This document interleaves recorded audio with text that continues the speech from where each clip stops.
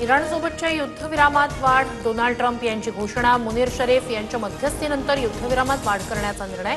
दरम्यान इराणसोबत चर्चा टळल्यामुळे अमेरिकन शिष्टमंडळ इस्लामाबादला जाणार नाही.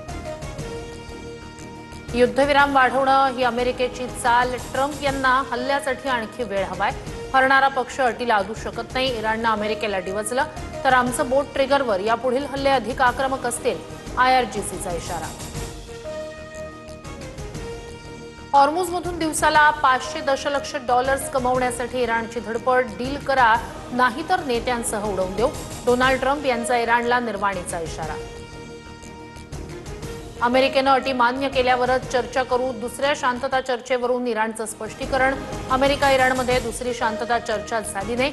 हॉर्मुझची कोंडी सुरू असताना चर्चा अशक्य आहे, इराणचं स्पष्टीकरण.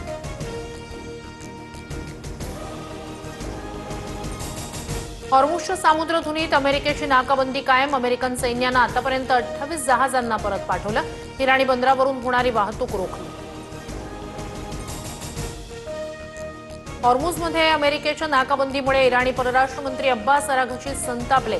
इराणी जहाजावर हल्ला म्हणजे युद्धविरामाचं उल्लंघन. दादागिरीचा सामना कसा करायचा हे इराणला चांगलंच माहिती, अराघची यांचा इशारा.